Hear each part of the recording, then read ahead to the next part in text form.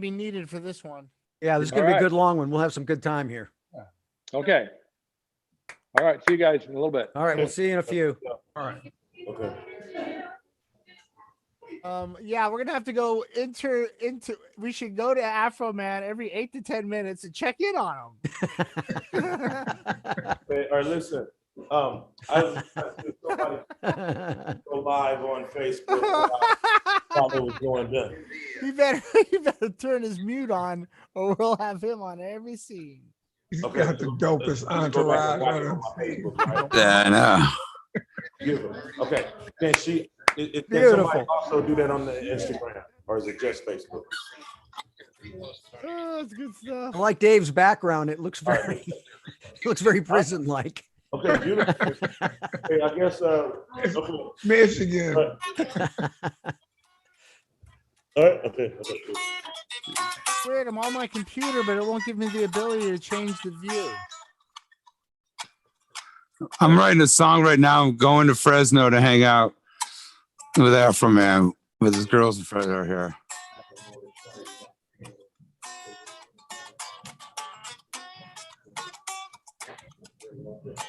We're live now, boys. We're on YouTube.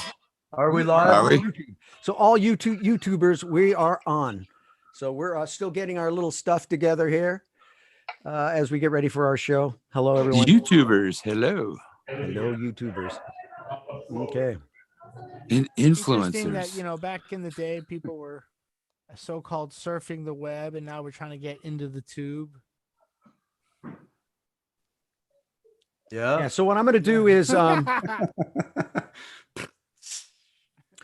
what we'll do is we'll bring in Jim Evans. We'll talk a little bit, get a little thing about him. Well, we'll do a thing. We're going to bring Jim in and Jared in, and then you're going to talk about Jim, or how do you want to do that exactly? What do you think? Any ideas? Well, it says here, Perkins bring in special guest today, Jim Evans. So I was just going to give a real quick historical, I guess, connection besides his great achievements, how he's affected me in the music world, and then bring him on. Okay. Very quick.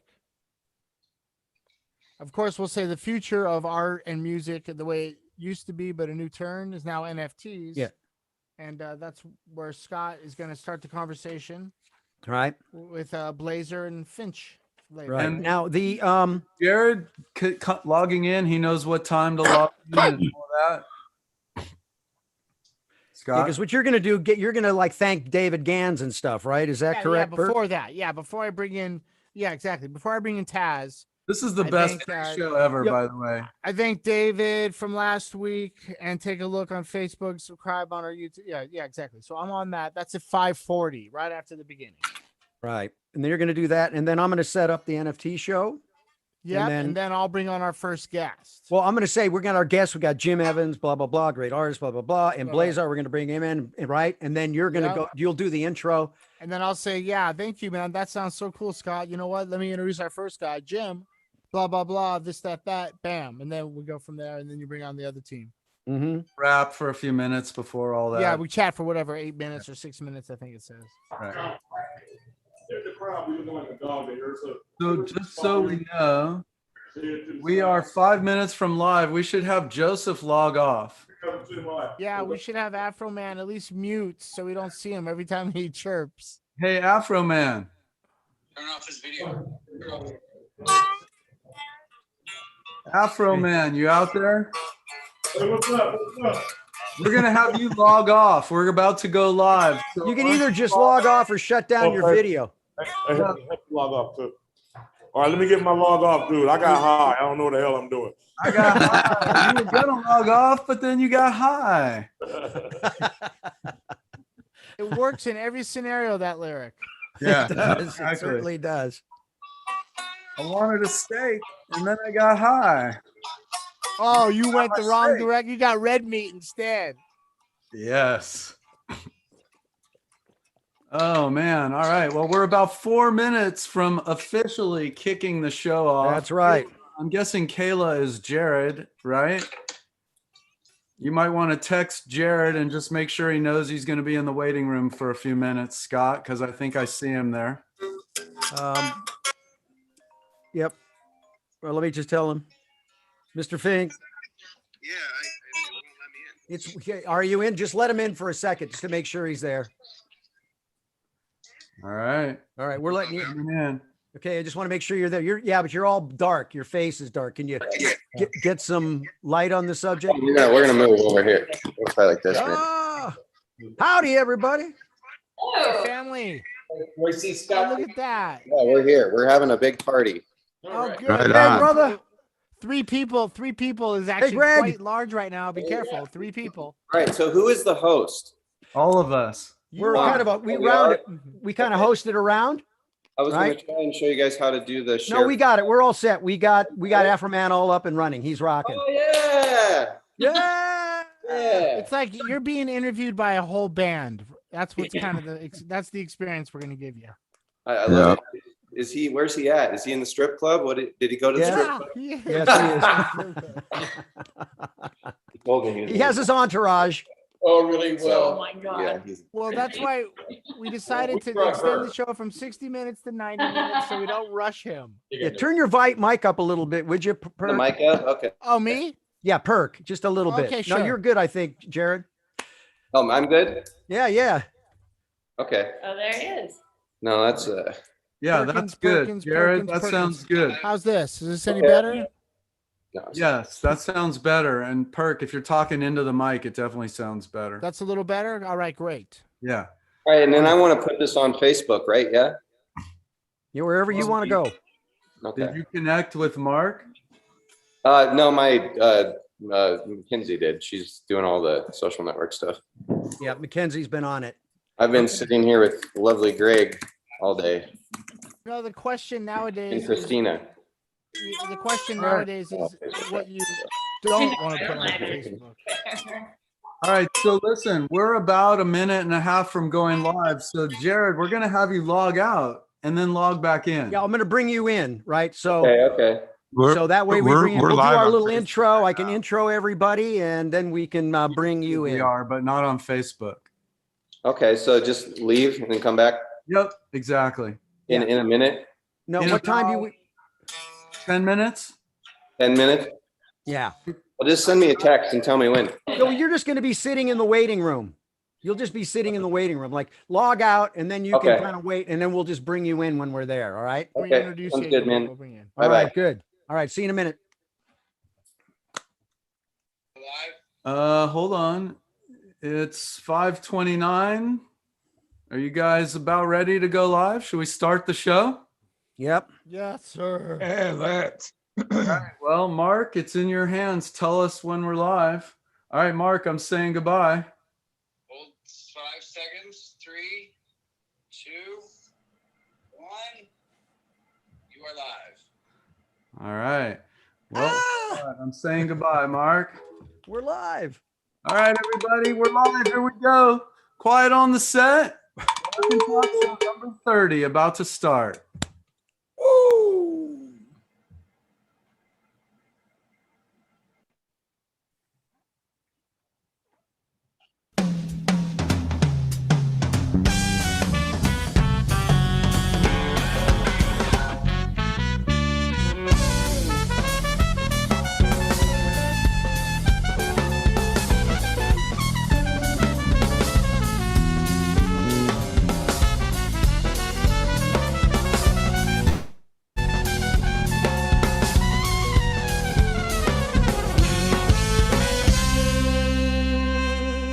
And welcome to the Rock and Talk Show number 30. We have an amazing show lined up for you tonight. This is the bi-weekly show that dives deep into the entertainment industry, the business of it, the stories and culture around it, and literally everything in between.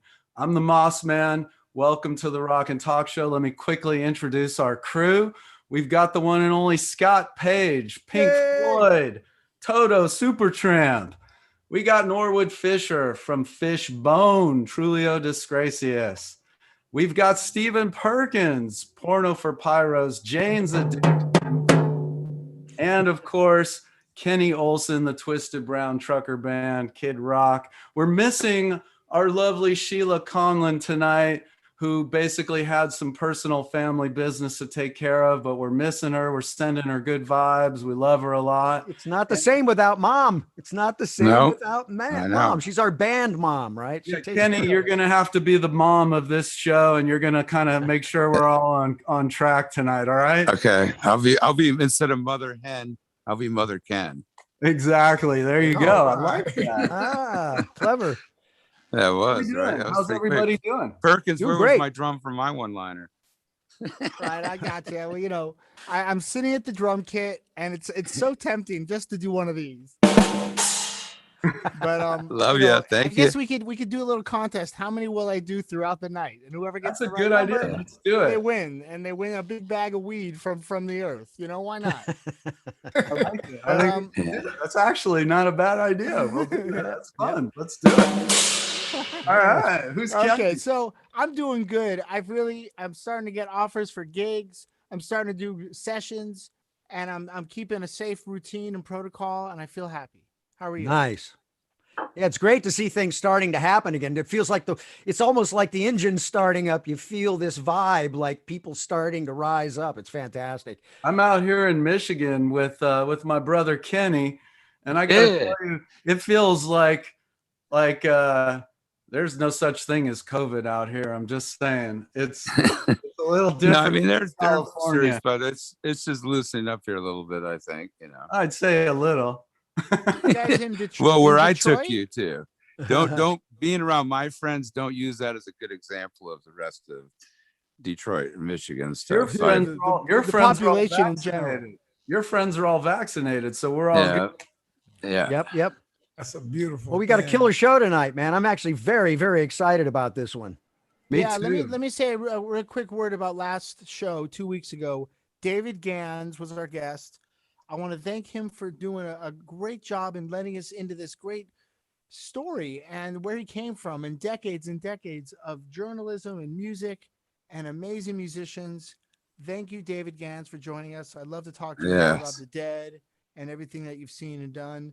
And also, please, you know, Rock and Talk Show has got 25, 26, 30 shows now under our belt. Check us out on the YouTube page, and you know, subscribe to us on YouTube, and say hi to us on Facebook and like us there. And Rock and Talk's going to keep on booking some great guests like this week. And Scott Page, what does that mean? Means this is a very listen, I'm very excited about what's going on right now. We're going to do a little talking about where the world is going as far as NFTs. And some people are saying, like, what are NFTs, right? What's an NFT? Everybody's been hearing about it. It's been all over the news. It's been everywhere. I don't know if people saw that digital painting that sold for $69 million. Imagine it, a piece of digital art selling for $69 million. But more importantly, what's happening is this whole world of NFTs is really changing the entire landscape for the artist, the content creator, the IP holder. This is probably, from my point of view, the biggest game changer we've seen in the history of as long as I've been around in this business. And so I felt that, you know, I'm glad we're doing this show today so that we can let people realize that this is going to basically, the concept of non-fungible tokens, tokenizing the entire world is going to be, everything is going to be tokenized as we move forward. And there's incredible opportunities for artists and musicians now. And we've got a bunch of great guests on tonight. We're going to be bringing on Jim Evans in a few minutes, who's one of the great, poster artists, movie posters. I got a chance to work with Jim when he did the album cover for the Toto Falling in Between album. So I got to work with him then. I know you worked with him also. And then I'm bringing in a gentleman by the name of Jared Fink, better known as Blazar. He's an artist that's on Universal. He's also a marketing guru, and he's actually my partner now on all this NFT stuff that we're doing. And he really has an incredible understanding of how these things are going. And then we have the big treat, which is we're going to be bringing in Afro Man in a little while, who everybody knows Afro Man. And what's interesting is he's kind of part of this new model that's starting to move forward. He's actually one of Jared's artists on this new form of a label, which they call Cosmic Wire. So before we get into all the conversation, let's bring in Jim. I think Jim, is he there? Are we ready for Jim? He's I not wanted there to welcome yet. Jim, and he's He's been there. To me, when you think about radio, you hear a DJ's voice. When you think about rock concerts, you see the visual poster. This guy did all the posters that I grew up with in LA, including Jane's and Porno and many others, also known as Taz. Jim, let's talk about music and art and the business of it. Please welcome. You know what? And now we need the gong because he's not in the waiting room yet. Oh, not yet. Well, what about Damn. Well, you know what? That's okay because what a real artiste always makes you keeps you guessing. Exactly. He's It's a like real ketchup. artist, you know. Yeah. Anticipation. Yep. Exactly. Yeah, But- you know, what's really interesting is Jim is getting ready to launch his very first NFT. So this will be an interesting conversation to see what he's going to be doing there. So, but hey, Norwood, while we're waiting for Jim Yeah, real man. quick before we bring the rest in, what's in your world right now, man? You Are know you what? following NFTs? Are you seeing any of this? What's going on? You know what? I've been listening to you and David and everybody kind of discuss it, and I'm still a little in the dark, so I'm in the learner's seat. But, you know, I'm gonna. This is my education as much as most of the people in the audience or whoever in the audience is. Yeah. The conversation is heavy. I've read a little bit about it, and you know, it's exciting to kind of know that there's an opportunity for the artists of all kinds to have a little more control over their intellectual property, and that everybody involved can actually get paid as the deals go down. That's the beauty of it, right? It's because it's now everything happens in real time. And we'll get into the concept of how it's on the blockchain and what that means. And what's really exciting about NFTs is the fact that there's a downward royalty stream, which is actually built into the blockchain so that people get their royalties without having to go, hey, Mr. Record Company, where's my money, right? There's none of that. The moment the asset changes, you actually get paid. Every time it gets sold again, you get your royalty stream. And basically the blockchain, or I call it the robot network, manages it, handles it forever. It's decentralized. So it'll be there forever for history. Because I think what's happening when you look at what's going on with tokenization, it's really about bringing basically taking the digital, the physical world and moving everything into the digital space right now. So what we'll find out is virtually everything from your food to your cars to your houses, everything will be tokenized because it's a way to basically track all the title and everything on it. And so for artists, it's great because what they do now, 20 years from now, whoever has their wallet's going to still be getting paid as assets are being traded. So here's what I'm going to say. I'm super excited about tonight's show because I've been learning a lot about trying to learn a lot. It's such a complicated concept because you can't touch it. The cryptocurrency, the whole concept behind it doesn't make a lot of sense if you really think about it. There's no equity really behind it. It's just this virtual world of money and madness. And I'm excited, and I'm hoping that tonight we're going to sort of take it from a perspective of assuming that the audience doesn't really know anything about it. Yeah. You know, especially you, Scott, because you know the most about it of all of us. And so as we're talking about it, I want to break it down so that we fully get the basics, the nuts and bolts, and we have a good understanding of what it all is and what it means. And on that note, Perkins, you want to do your re-intro? You want to bring in our Let's man? bring both of them. Let's bring in both Jim and that way we can get right into the conversation. Yeah, let's not waste time. Let's bring them in. Let's bring in our guests. Let's get to the meat and potatoes and chew it. All right. Well, we're bringing in Jim Evans. Please welcome at the moment, and we're bringing in Blas. Here we go. Oh, he's connecting. Click. Jim is connecting. Tick. Blazar is connecting. We're all connecting. Yeah. Right on. Hey. We have to get connected There he to the is. Matrix. You got to get that thing Bravo. plugged into the Jim, back. thank you for being on the show. I'm really excited to learn a lot, and it's just awesome having a genius man like yourself on here. So thank you. So Jim, how have you been through this whole COVID thing? Has it been good, bad? Did you get more work, less work? What's been happening? What have you been doing? It's actually not been bad for me. I mean, in terms of enjoying myself. I've been able to enjoy myself more, right? So I didn't have all I wasn't always thinking I want to go somewhere. So it's like, because I knew I really couldn't go anywhere. I mean, I could go to the beach or do what things I like to do, but in terms of like flying somewhere, it wasn't like I was planning 6 months in advance for a big trip somewhere. So that was good. I probably got more work done. It was that kind of period of time where when you're in your life and you always say like, I'm going to do this like when I retire, or I'm going to do this when I get really, really old. Well, I actually did some of those things. I mean, I went upstairs and started moving some of the art to a different place and, organizing art, things I would do, when I'm on my way to a retirement home or something like that. It was kind of forced retirement for 6 months or 8 months. You find time that when they give you the time, you use the time. Yeah. And you know what I mean? It was day I after took advantage day of it. time. Right. So that was a good time to take advantage of it.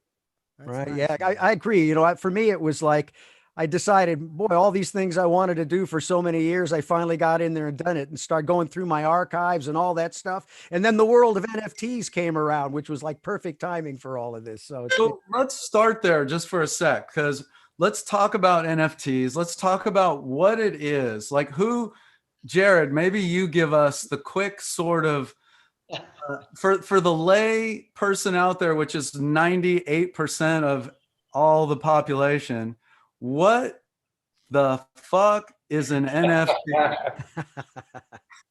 Well, the F does not stand for fuck, but it's a non-fungible token, and our understanding of NFTs is kind of a vastly different than what I think the world is doing. And basically for us, NFTs, or when I first saw this, it looks like publishing to me. So what we're doing is we're taking items, and it's unique items that are one of a kind, and we're creating those and we're tokenizing those.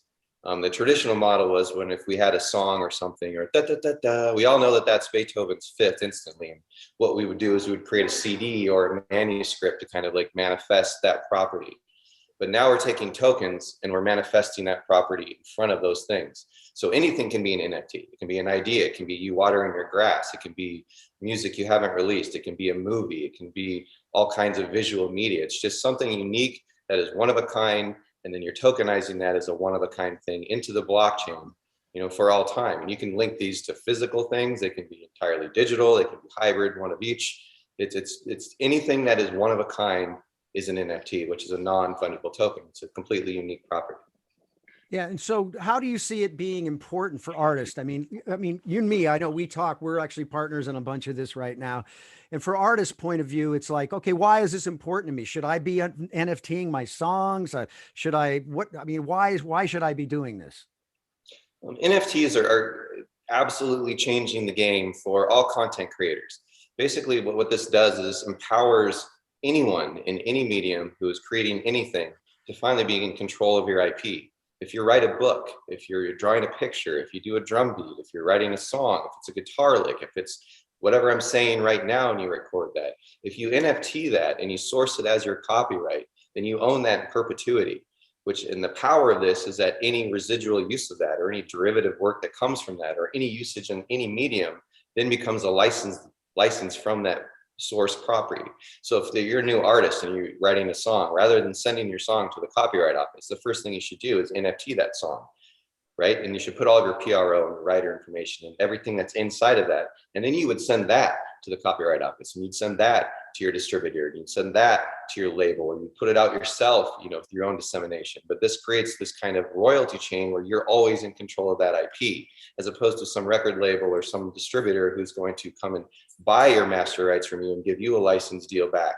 We're reversing the entire system. This is empowering all content creators across all mediums on earth. Finally, the people that are making the stuff are in charge, like it should have been from the start. Quick question. If I understand why a Mickey Mantle rookie baseball card is important to that world and why someone in that world would pay that money. If you NFT everything, I understand there's a tracking to it, another word for tracking maybe. But what makes the auction and these really hot items, what makes those important opposed to what you're talking about? It's just like it's a tracking system, track everything just in case. Yep. Why is there something happening that's bubbling these millions of dollars, but also in parallel, just track everything you do just in case? What's in between all that? It's much larger than tracking. Like tracking is kind of a residual effect of this. The thing that's really important about this is that you're creating a source copyright and you're linking that source copyright to whatever entity it is, right? So you're kind of putting that in perpetuity as a license. And if anyone that's content creation, what that means is that's the ability to duplicate, the ability to distribute, the ability to sell, the ability to make derivative works from, and all mediums then become derivative works of that source copyright. So if you're the content creator and you have great drummers. Oh, go ahead. Sorry. Hey, James Brown's great drummers have been looped on every record. If they NFT'd it back in the 80s, they would have been paid for those sampled beats.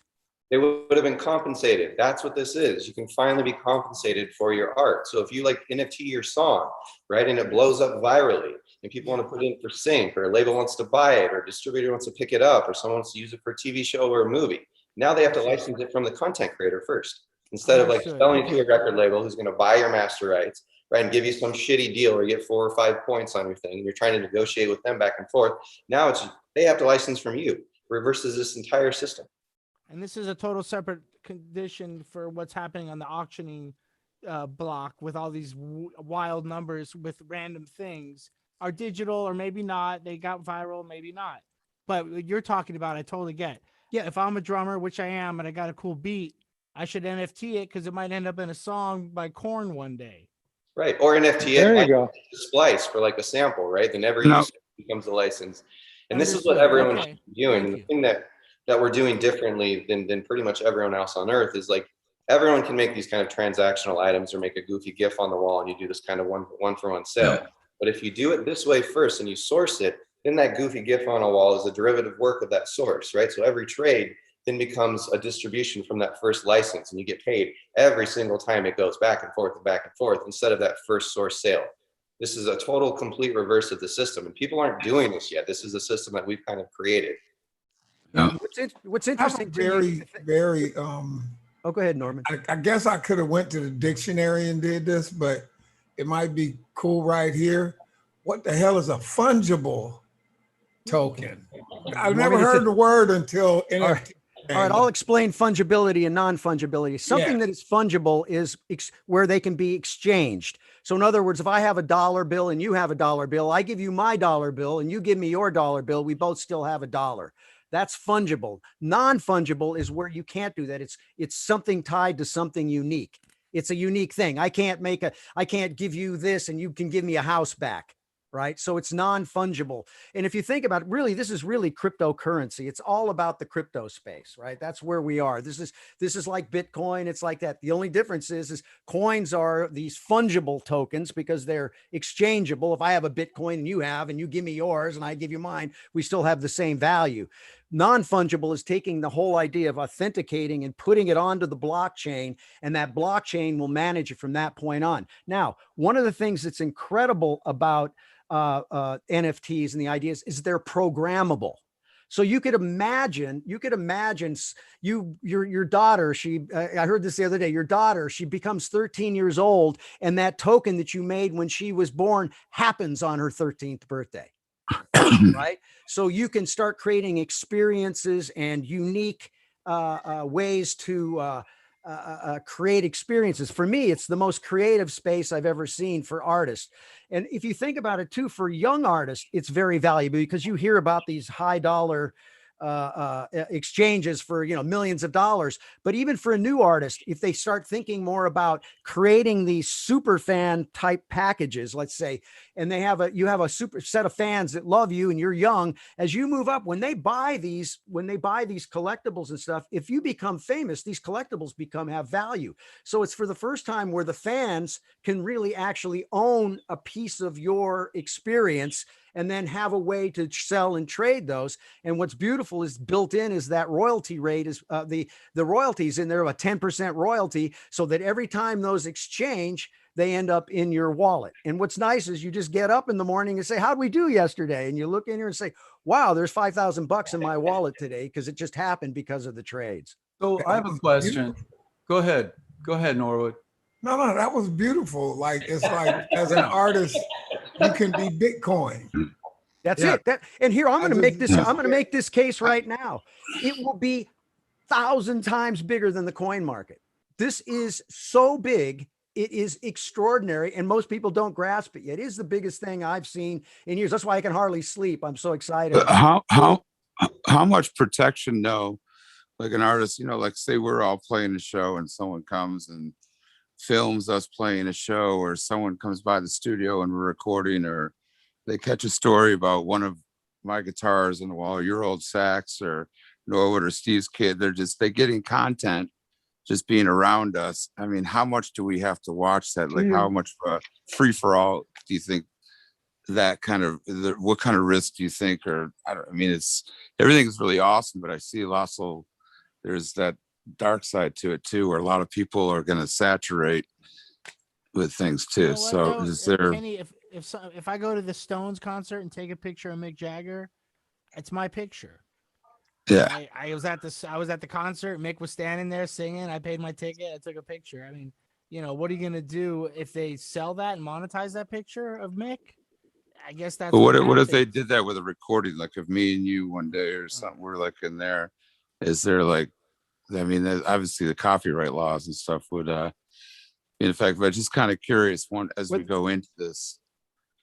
Yeah, this is the Wild West right now. There's a lot of Wild Westness, because if you think about it, back in the day, a lot of the contract laws and the copyright laws never realized we had this, sharing, a way we can share files, we can create files, we can duplicate things. So it's never been ready for this, right? So this is totally new.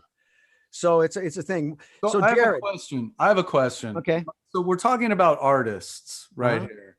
Like, are NFTs really, if you're not an artist or a creative person, NFTs are not for you? Or what about the auto mechanic that does some, like, is there, or the baseball player or somebody, like who should be thinking about NFTs? Is it just artists? Everybody. Everybody should be thinking Everybody. about NFTs. And the way to think about this, man, is you are the master rights owner on your life.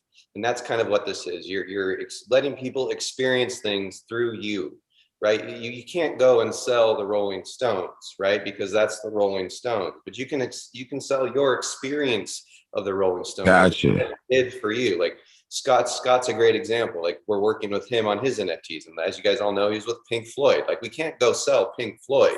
But what we're doing is, Scott had the unique experience of being on tour with Pink Floyd. Like, everyone wants to know what that was like. What did you guys have for dinner in the green room? Like, what were people allergic to? What were you wearing? What time did you get up? Like, what did you do all day? Did you pick your nose with this guy? Like, all of those kind of little eccentricities are what makes these things powerful. And it's the way that I always talk about it is it's fan enmeshment, right? You're letting all these fans through the looking glass just a little bit further, which is what the stuff's always been about. Like, you get front row seats, and then you get like the pre-show, and then you get like the green room access. Like, this is just a little bit further into the psyche of people, right? And that's what all social networks. That was the best. That was the best description. Like, honestly, right there, I got a little tingle. Yeah. But It's actually, like, you're It's starting to click, and I got a little tingle. David, your question though is best answered. Like the auto mechanic, the gardener, the NFT of the little kid whose sibling bit his finger, right? Harley bit my finger. Yes, that's exactly it.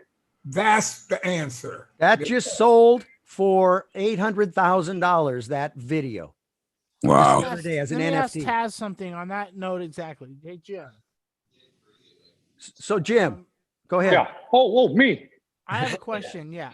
So when you see a piece of digital art selling that seems to be, obviously it's all about opinion. If you like art or don't, who considers art? What is art? We don't know.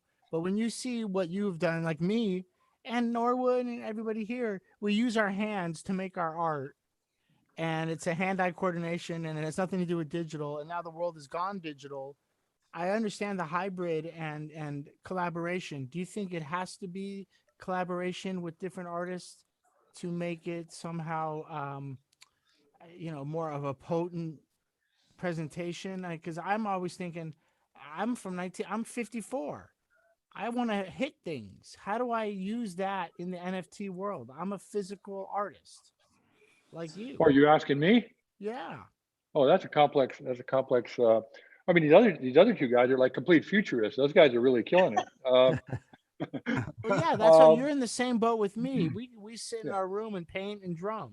What do you? right. How do you fit in? I don't How do think you you have to feel it? collaborate particularly. I don't feel bad that all these guys are doing really well. I mean, the guy people No. making 69 million bucks for, like every drawing he did for 13 years or something like that. I mean, it's it kind of is what it is. I don't feel like I'm being left behind because of that. But at No. the same time, a creative revolution is definitely taking place here. I see it more like the way bands used to make big albums in the 70s. I mean, they spent a lot of time in a recording studio. They took a lot of drugs. They had big parties. I mean, and then they crank out like Exile on Main Street or something like that after getting a place in the south of They France. did I drugs. mean, I think they might have. I don't know. I'm not sure, but I've heard that they did. But then you have someone like Grimes who's done really well. And I mean, didn't she record her first couple albums in her bedroom and do her own album covers and everything? And now she's married to Yes. Elon Yes. Musk. Or Yeah. I mean, so there's a democracy taking place and the digital world has like sped it up. I think it certainly hit music first.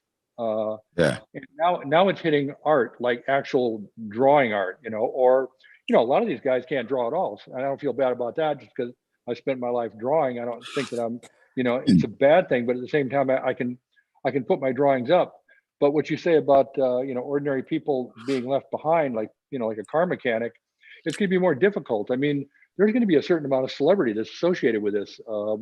Celebrities becoming bigger celebrities because the fact that they're minting these NFTs and they're becoming really popular and selling for enormous amounts of money. But at the same time, it is the natural extension of 20th century art. I mean, from the time that Duchamp stuck his urinal up there and said art is for pissing on, and it's like at the same time this thing kind of pisses on the concept of like gallery art and things like that. A lot of big galleries are being left behind as this thing starts moving forward.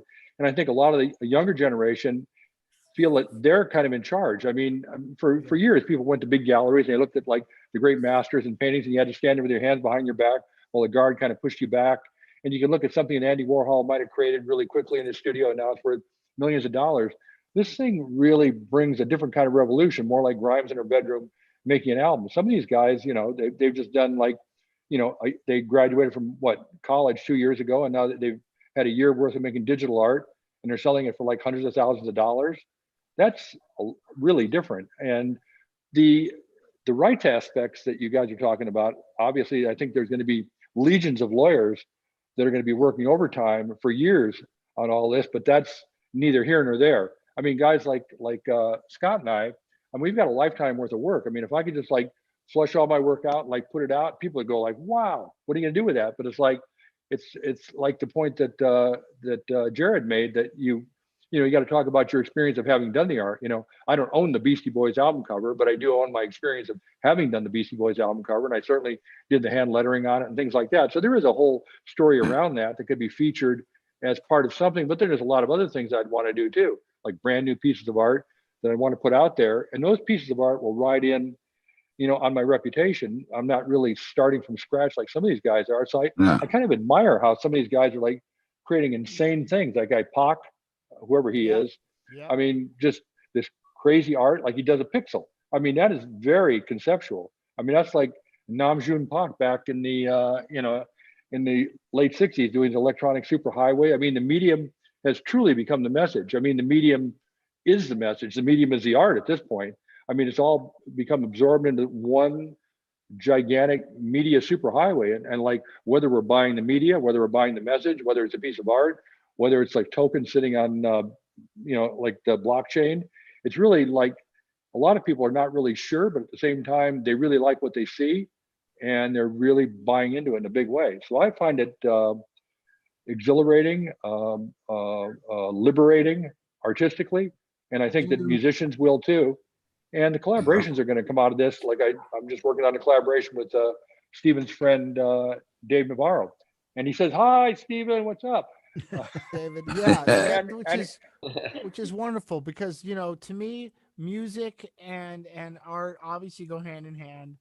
And I love sitting on the couch when I was a kid, staring at a record cover and just imagining this whole world that I wasn't privy to but I had it in my head that I had their world, whatever band. Was it Traffic? Was it Blind Faith? Was it Zeppelin? Was it Jackson 5? It didn't matter. I can go into the world by holding the artwork and listening to the music. So I So love that you're collaborating with Dave. I can't wait to see and hear it.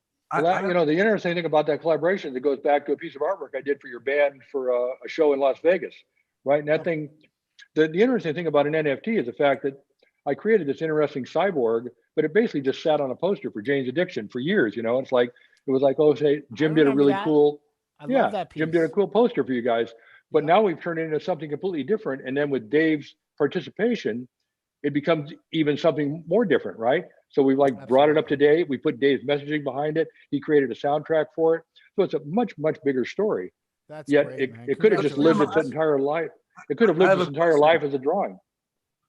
about Real quick, Taz. Well, let me just say one thing to ahead. thank him. 3 days after my brother passed away, Porno for Pyros played the Velodrome Golden Voice show. Your poster wow. was fantastic. You made us look like superheroes. And my brother just passed. I have the poster, and there's more than artwork there. There's this web of emotion from losing my brother, having my friends and family there, and looking at this artwork where you played us as superheroes. And I felt like one, but through your eyes. I didn't know you, but I was so hurt and so confused on stage, lost my brother. My friends are there having a joint and a drink. And then someone like you makes me feel like a superhero. So thank you. That's That awesome. was, I mean, that was a great poster just because of the fact you guys Yeah. had the world's greatest name. I thought when Perry called me and he said, you know, I got this band called Porno for Pyros. Porno for Pyros? How'd you ever think of that name? You know how we got It's that like, name is because we had a catalog for fireworks in Arizona, and our accountant on the tour bus said, that's got to be a porno book for pyromaniacs. And ding, lights went off. classic.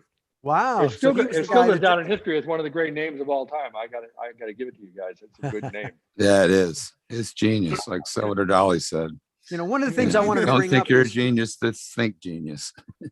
was the fact that, you know, where we are right now is we've actually moved into this world of direct to consumer like never before. And the concept of NFTs really takes it to the next level. I mean, when you think about it, we're now in a world where this thing, the main things that happen, you have bandwidth, storage, and horsepower. And now we're connected globally with these devices. We don't need anybody else. I can take the order. I can take the check. I mean, you know, the money can come in.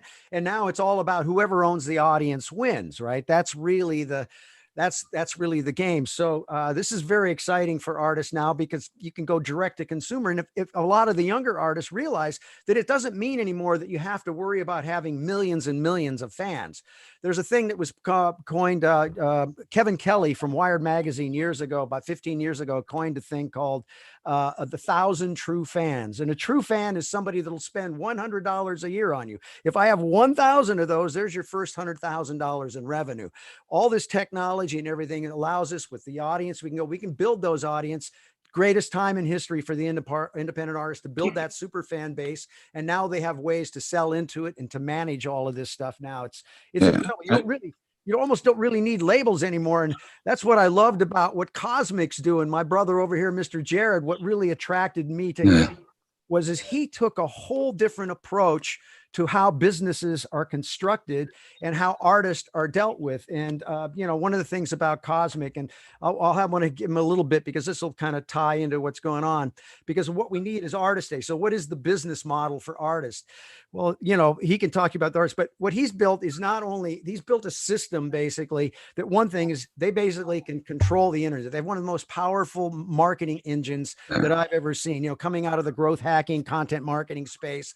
I have a pretty good understanding of all this. And when I saw what they were doing, it just blew my mind. So what I'm going to do is throw it over to Jared real quick. Tell us a little bit about Cosmic, what you're doing. And then in a little while, this will tie right into our next guest who happens to be on your label. Yeah.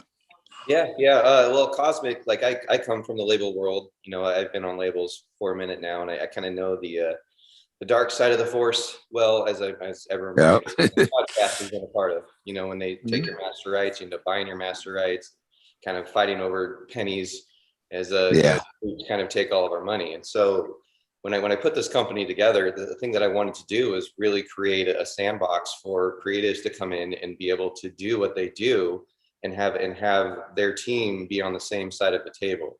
So we brought everyone in. We have like publicists, marketing, legal, radio, bloggers, like every kind of aspect of every kind of outreach, even our renderers and 3D teams and who build the NFTs, and every single piece of everything that you would need as an artist is inside of this ecosystem, and it's all for free.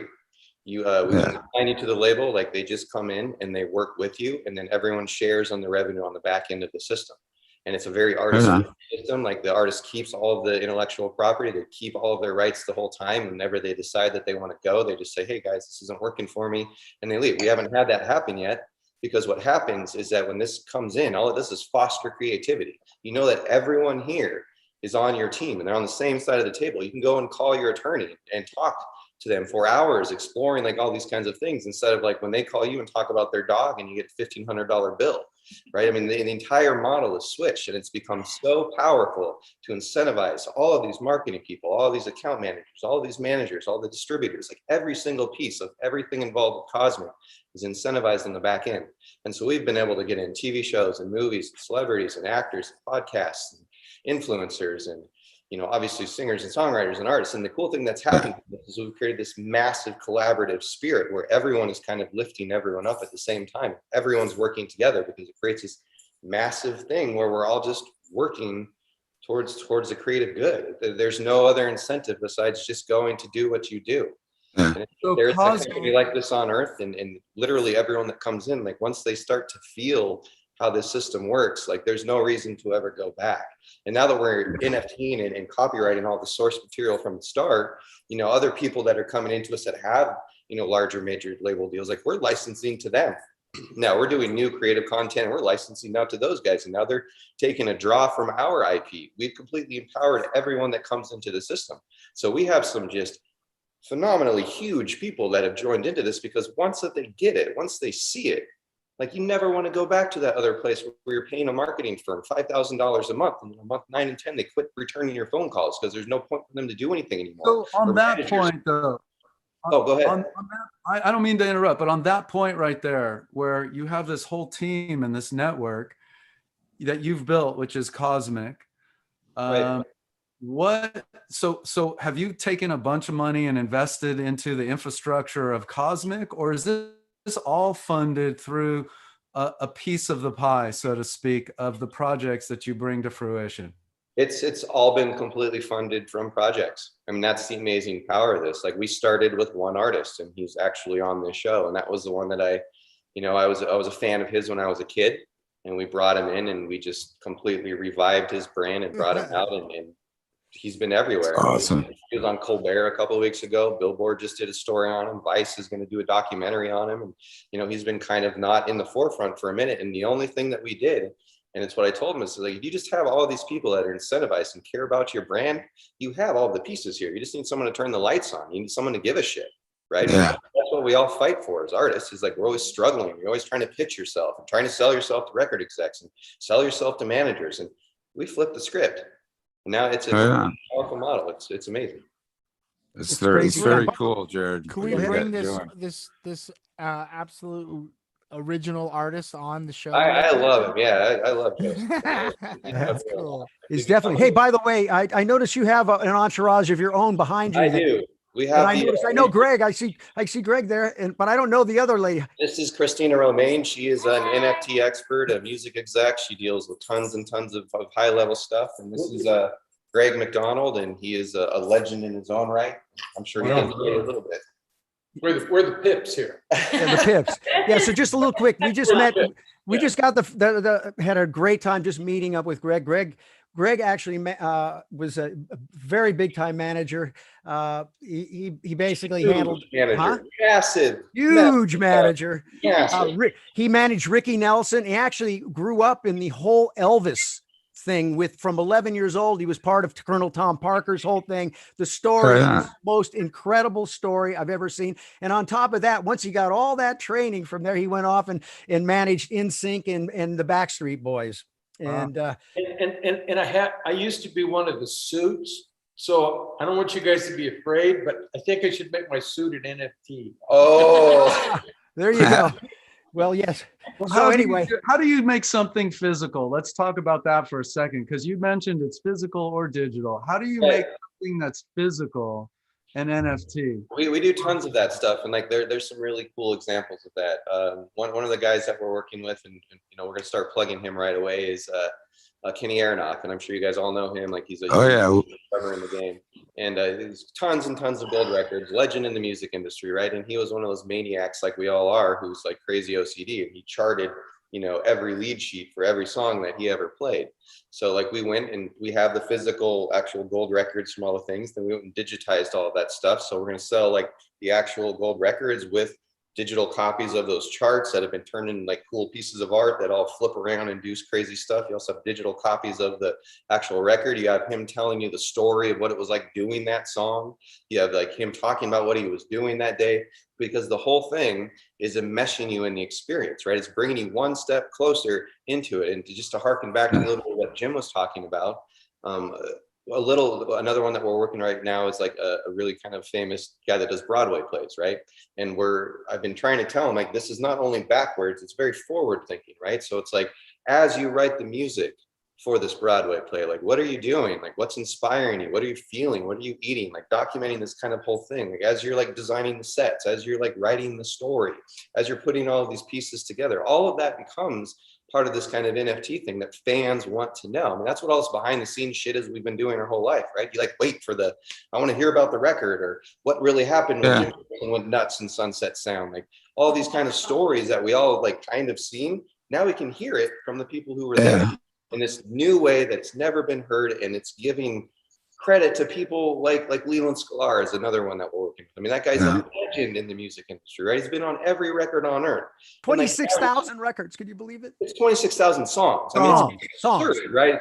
It's absurd, but he knows all of those stories, right? And he never really got the credits for the royalties. He didn't get for the sales of these things. Like this is a way for him to finally like monetize all of the amazing stuff that he did. You can music industry. Monetizing your journey. It's beautiful. Yeah, cool. you're telling your There's story. so much... You're one of a kind story that only you have as that person. And we all want to know that. We want to know what Phil Collins was really like. Like Leland's going to tell us, you know. So it's a really cool like way to do all this stuff, because we've all heard the records, we've all seen the posters, we've all seen like propaganda. This is the humanity of it, the eccentricity of it, the vulnerabilities of it, like the imperfections that we all like. It's the reason like Superman's kind of boring and Peter Parker's cool, right?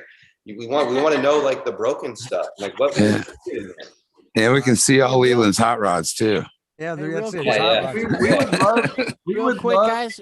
we would We love gotta hold hands digitally and see if we can send our juice over to Afro Man. I was just gonna say, we gotta find him. I think he got high. I think he got high. So Jared, why don't you since you're working I was with on the Afro Man, why don't show you give and a then I little- got high.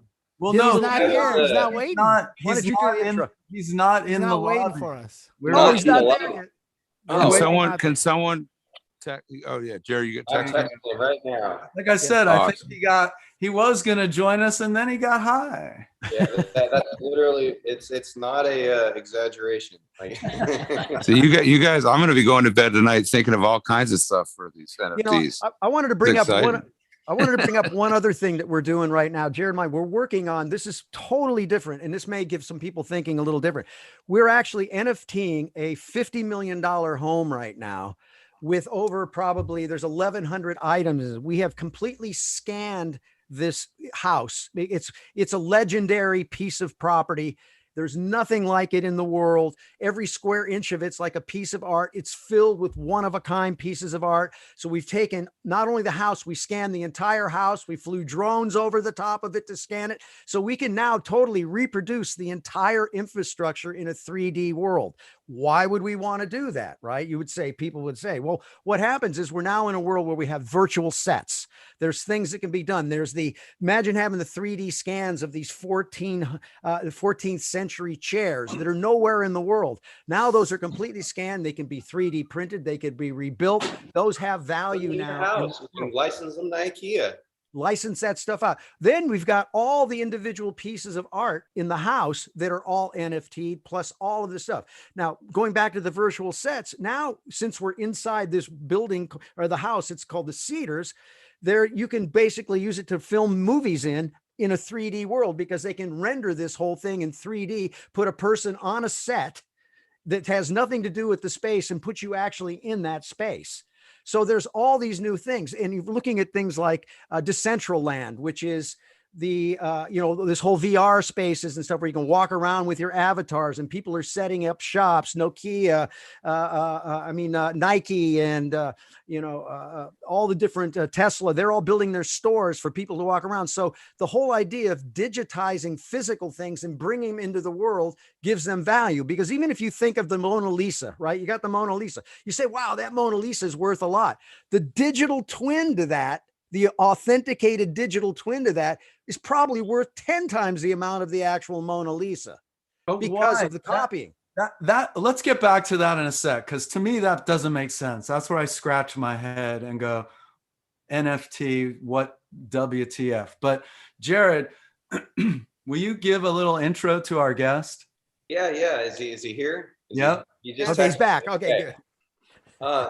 This actually started off as a collab with another artist that we're developing. It's He Was, and he's another kid that we're really fond of. And I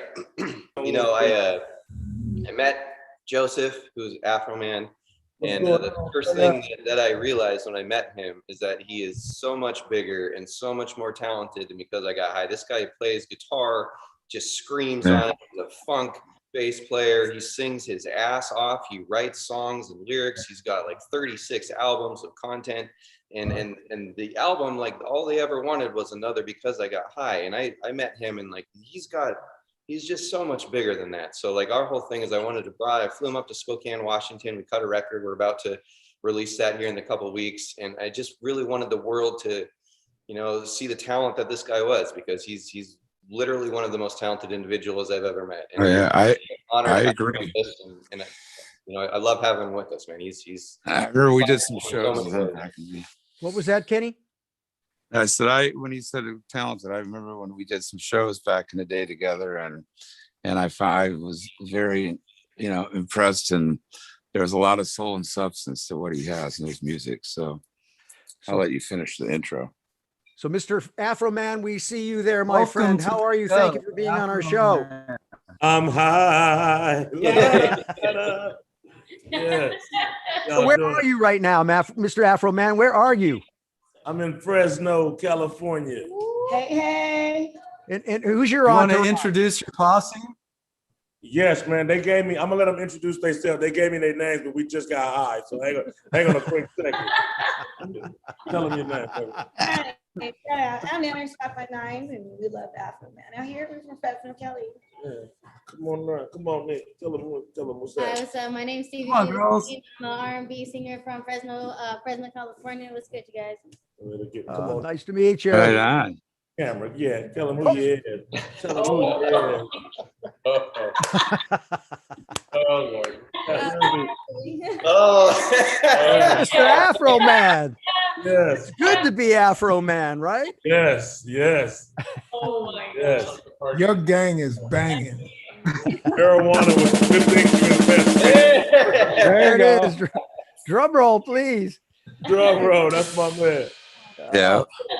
So Afro Man, you've been now working with Cosmic and this new model and stuff. Obviously you were on other labels and you did that stuff. I mean, what's it like working with Jared? Let's hear about this and working with Cosmic. Oh man, it's the best of both worlds. I heard E40 say, you know what I'm saying, OGs need youngsters and youngsters need OGs. Like I'm old, I'm young in my mind, but you know, he just knows a lot of stuff I don't, and I know a lot of stuff he don't. But when we get together, you know, it's a bad combination. Bad meaning good. Yeah. And so are you focused? Are you getting into this stuff? Are you like, I'm obviously Jared, you must be talking about getting into this new models with NFTs with this new album. What are you going to be doing within this space? What are you thinking? Yeah, I mean, we're definitely going to be exploring NFT stores. We've already started creating our kind of tokens for him. We're going to call them like Fromies, and people can go and like buy stuff from Afro Man at his shows and all kinds of NFTs, because he's a walking NFT. Like every time he talks, he just kind of like spits out these amazing things that become memes in my life. And so it's like, everything about him is he's just a walking, talking kind of NFT. He's the real deal, and I'm just happy to be a part of it, man. Right. So are you on tour now, Afro Man? Are you out? Yes. What is? Yes. Yeah. I So call you've been it able to the, do this through. I'm sorry. I'm just wondering, through this COVID thing, have you been working some, or how's that Yes. been? Yes, I said this ain't no joke. This ain't no gimmick. We got to get paid in the middle of a pandemic. You know what I'm saying? And Drum roll. drum roll. Where my drum roll? The drum And a roll- cowbell. The drummer got high. The drummer got high. Cowbell too. You got to be ready, Perkins. You're going to lose your gig, man. You know, that's the thing. When the comedy's on, you can't mess it up. Yeah. It's gonna be interesting. Hey, You know, listen, it's- guys, I'm in shock. I cannot even move. This is the best. This is entertainment. We're gonna need 90 minutes. It's going to be guys. interesting though. Even like, say, for example, Joseph or any one of us, when we go do a show, I remember, you know, when the digital download thing really started happening, I remember doing shows and going over to the merch booth and like going, okay, that's weird. We didn't sell all these CDs, but then all of a sudden saw the activity was even going on people's in the parking lot as they left the show, as they started purchasing all this stuff. And it's going to be very, pretty, I guess, going to be pretty remarkable. It starts happening with all this now that's opened up. We're actually able to go out and play shows, but how that's going to promote these NFTs as it does it. So it'll be very interesting, but probably very lucrative. Yeah. I mean, everything that we're going to be doing, you know, we're getting ready to launch Livin.live, which our ThinkX and all is part of. And our entire show is a giant NFT, from the whole type of the show to all the segments. We're actually designing it this way so that fans, because it's really fandom at a level that we've never seen before, because it creates an experience and people can do things. And one of the things that's cool about with Jared's company, they can do geofencing around a venue, 500 feet around any venue, any place. The person walks in and then they can have an instant NFT drop right into their wallet. So there's ways to incentivize and get fandom to go at a totally different level. It's fantastic. So Mr. Afro Man, so are you at a gig right now? Is that where you are? I have a gig later on. You know what I'm saying? Right now, I'm at the strip club, man. I'm at Gold Diggers. You know what I'm saying? Here in Fresno, you know, just you know, a little pregame warm up. You know, I gotta get in the mood. You know. So Jim, is that how you get in the mood too, Jim? Going to the strip club? Yeah, go to the strip club, getting yourself ready to go draw some drawing. No, I'd probably go surfing instead. But you know, there's you know, at the beach, it's, you know, it's kind of nice. Not exactly a strip club, but it's pretty cool. Everybody's in bathing suits and all that. Yeah. Afro Man, I'm seeing a little bit of space behind you. Can we get a couple more of your posse into the frame there, or you know? I'm only 4 deep. We got hang on. I'm finna a little open space. I'm finna recruit. Hang on, give me a little bit of room. Hang on, give me a couple minutes, man. We finna recruit. Hang on a minute. Listen, I gotta tell you, your Dirty Rapper song is the best, funniest. Oh yeah, song. I love that it's song. genius. I love that song. The video is genius. I love it. So thank you for that. That was amazing. It is. I think I want to go for the funniest song. Yeah. What song is funnier than that one that exists in history? I mean, honestly, I can't think of What year did you do that in? Oh man, you know, I wrote the first part in like 1988, and every year I wouldn't get a record deal, I would add another joke. I didn't get a record deal till like 2000. No, I didn't get a record deal till like 2021. So I've been like kind of adding on to that song, because you did that back when you did stuff with us with Kid Rock back in the day. You had that song, didn't you put that out probably early 2000s or something? Yeah, it's been out. I got a record deal in 2001. You know, yeah, that was back when you did stuff for that. That was awesome. Man. It was on the street. It was out there, you know, before the. Yeah. So yeah, here we You know go. what? Here go another cutie for y'all, man. You know, so we're filling up the Here we go. spaces. Filling up the spaces. I'm in Michigan. How long is it going to take me to get there? On a plane, you're about 4 blunts away. No. 4 blunts. Perkins, you missed it. Come on. Yeah. The cowbell. That was the best. Hey, Afro Man, I want to talk about your entrepreneurship. Like I love what you do musically, but when I looked up under the hood and I saw like your like your CBD brand, your marijuana industry entrepreneurship, that is pretty awesome. Talk Thank about you. Thank you, man. Yeah, I come from Southern California / South Central LA. I think we produce the best hustlers. You know what I'm saying? But yeah, thank you. You know what I'm saying? What part of South Central? What part of South Central are you from? There's only one part of South Central. South Central. I'm just playing. 83rd and Western, but actually 69th and Western. You know what I'm saying? The west side of South Central. You know what I'm saying? West side of the 1 freeway. I ask because I do a lot of work in Watts. I'm down in Watts for the last 15 years. Norwood and Flea and I and this whole crew right here, we're building a music school down in Watts at Markham Middle School right now, a free music school. Okay. That's beautiful, man. Yeah, man. I'm from South Central. Watts is more OG than South Central, you know what I'm saying? Yep, so I respect the Watts boys. If they've been around longer, they'll try to beat me. I have lived at 59th and Dinker. Hey, okay, man. We need to holler. Yeah, okay. You from my set, man. Okay, man. 69th and Dinker. Yeah, I stayed on 69th and Harvard. So you only like 5-6 houses down from me. Exactly. Yeah. Rock throwing distance. Huh? I said rock throwing distance. Don't throw it, bro. I'm gonna come down. I know where you at. That's contact buzz distance. So Jim, are you what are you working on right now? What am I working on right now? I'm working on Venom, Ghostbusters, couple pieces of artwork. Did something for Iration, doing some things for a couple other bands. I'm finishing up that NFT that I was telling you about with Dave, that sort of thing. And then I'm getting ready for an art show in Malibu. And I think it's July 31st at Tracy Park Gallery. So I'm kind of organizing things for that. I'm going to do a couple of original pieces for that. So those kind of things keep you busy. Yeah, you know, I mean, one of the great. Every time I think of you, I always think of the Endless Summer, right? That was your poster, correct? No, that was John Van Hammersveld. Oh, that was John Van Hammersveld. Oh, that's right. I forgot. I know John too. That's where I was thinking. I got it back mixed up. Right. I did Golden Summer for the Beach Boys and Jan and Dean. That was kind of a compilation. It had all the surf songs on it.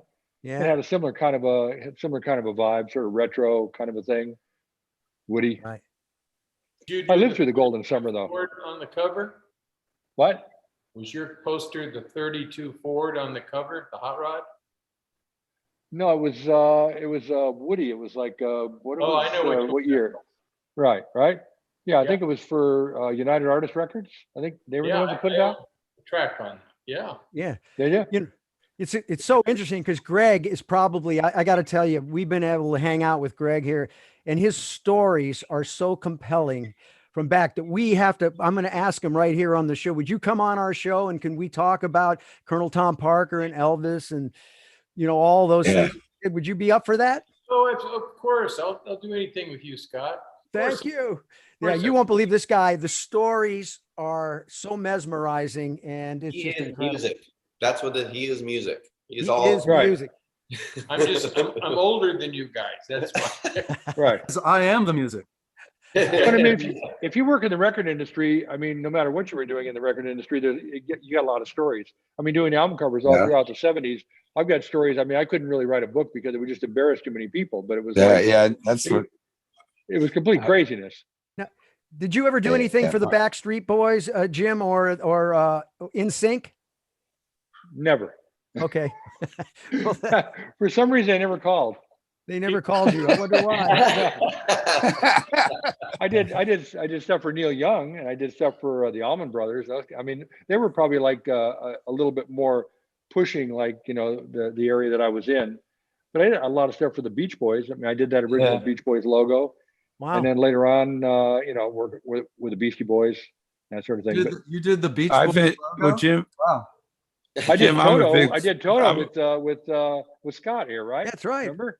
That's right. We did. Jim, That I'm was a fun. big fan of all your Yeah. work, but I was being a big fan of your work. But what was your first really big piece that really launched your career, do you think, with that in the music world, with artwork and stuff and album covers? What was like your first big one that you did when you were younger? I mean, my first big one was Alice Coltrane, John Coltrane's wife. And I was hanging out with Rick Griffin. He's pretty famous too. The And we were going cartoon. surfing. Yeah, we were going surfing together. He did all the San Francisco rock posters. He was just telling me that he was too busy and he was going to take me in and to a meeting, and he had an album cover I could probably do. And she was into Egyptian mythology, and I was like, you know, like the sort of acid head cartoonist, and I was like way into like Egyptian mythology and all that. So I listened to what she was playing, and I thought I could do that, you know. So I went home and I sketched out something. They bought it. I was like really young then. In fact, like an English rock magazine, like, called me a couple of years ago, and they were trying to figure out whether I was actually still alive, like I was still a guy that did that. And I said, yeah, I was really young when I did it, and I just, you know, it kind of launched me out. So it was like a job that Rick had, and he gave it to me. So it was a pretty high-profile job, Alice Coltrane, and it was like her first album, and I took off from there. And then Right on. What have you done? Would you say over the years? did you have a relationship with psychotropic drugs or hallucinogenics and when doing art? I did, yeah. I mean, I don't know if it was a relationship. It was more, you know, like. You were doing them. What were you doing, bro? Were you doing stuff? Hanging out in the same. That's why it was a neighborhood with trip, him, just something like somewhere, just a trip that Right. you might have went on somewhere. Yeah, I mean, I've done a lot. I did Robbie Krieger, right? His first album, and you know him pretty well, right? Oh yeah. Oh yeah. I'm we on the know show that. just recently. Yeah, I did a lot of I was just country with western him last. things. I was just with him last week. He was at a golf tournament at a weed event in Thousand Oaks called WeedCon, and it was a benefit golf and business to business weed event, which was really cool. I do love how weed is uniting the world again when we have Afro Man on it. Kind of like the person for. Well, in those days, it was much different doing an album cover. I mean, they would say that, you know, they would bring me in and they'd say that, you know, Robbie Krieger, you know, the guy from the Doors, it's like he's going to do an album, right? And you got to go over to his house and like come up and figure out what he wants, and then, you know, sketch it out, and we'll do it. So I went over to his house, and he said he wanted to be hanging out in the desert, like floating above the desert. So I made him stand on a chair in his kitchen. You know, I took a couple pictures of him there, and I went back and I created the album cover from that. And I mean, while I was there, he was like standing in his ordinary clothes, holding his guitar, and I said, man, I said, if you're like in the desert, you're going to be kind of cool looking, right? Or like sort of strange, mystical. I said, do you have anything besides what you're wearing? So he went in his closet and he had a white suit. And he said, I've never actually worn this. I said, well, put it on. Let's try it. So anyway, on the cover, he's like wearing a white suit, kind of like hovering above the desert, like, you know, Carlos Castaneda, you know, with his guitar. Yeah. And little do they know So they were that's- standing on a chair inside of a kitchen. Yeah. Right. So in those days, that's how an album cover would come together. And then you just turn it in, and the record company, you know, and then it was a big thing. I mean, that was a great album, that first Robbie Krieger album. You know, I just had a call just Yes. today from, just to bring it up, Robert Knight just called me, and he was just saying, I said, well, Jim's going to be on the show. And he says, oh, you and Jim work together. So you worked a lot with Robert. Robert's like an incredible photographer, rock photographer. Oh yeah. Robert's no. I love Robert. He's great. Yeah. Robert. Yeah, talk about crazy stories. Robert and I had a studio in Honolulu in like 1971. He was the photographer and I was the artist, and we did stuff for Don Ho and the Alihis and all kinds of things. And it was like, that was some crazy time. That was some crazy time. I mean, because all the bands would come through Hawaii, you know, and they wanted to hang out. So it was like, it wasn't like going to a show in LA where you had to get a big, you know, it was like basically these guys were having dinner with them and hanging out with them. They really wanted to relax and kick it by the pool. That's how Robert got that great shot of Led Zeppelin coming off the airplane, hugging their recordings, right? Yeah. I mean, those Right. guys were carrying their own masters. Yeah, they got their masters and they're all laid because they've got flowers around their neck, guys. Right. That was it. Yeah, I mean, I was looking through Robert's list of stuff that he shot. He said he's got like 17 or 170,000 photographs, some like ridiculous number, but he did those famous shots, that Led Zeppelin, the first time they played in Los Angeles, that one shot at the Whiskey. I mean, some of those photographs are probably the most iconic ones of all in the business. Would you say, Jim? Yeah. Oh, without a doubt. Yeah. I mean, Robert just happened to be, I mean, he was like a talkative guy and like made friends with people easy. So they let him in, and he was a good photographer. I mean, he got up there and he got the shots, and he's got some incredible shots. Yeah. Of like a period of time. It's just gone. He's got timeless stuff. Guys like him and Eddie Kramer was like that too, with every, like with the Zeppelin sessions, Hendrix, and he always photographed everything. And it's pretty cool to catch those moments in time now. Jumping Well, back. I was going to say, Robert's got the photographs of Hendrix playing at Haleakala Crater when Mike Henson was doing Rainbow Bridge. Yeah. I mean, can you imagine like you know, being in a state of mind where you're going to do a documentary or something like that, or a movie, and you hire Jimi Hendrix to come over and play at Haleakala Crater while you surf? I mean, that's like dying and going to heaven. I mean, isn't it? It's like, that's what you do. So. You die and go to heaven, and Jimi Hendrix plays while you surf. Yeah. So I got to me and Robbie Krieger. The first time I ever played with Robbie, it was me and Robbie and Billy Cox and Mitch Mitchell playing together. And for me, at my age, I was just like, this is way double cool. This is like, for whatever, it's very cool though. Back to NFTs. I have a question for you, Jim. So you're creating new NFTs. I mean, you've created a million amazing album covers and posters and things like that. Are you taking that art and digitizing it and making it an NFT, or are you creating new art? Like what is actually happening? At the moment, I'm creating new art.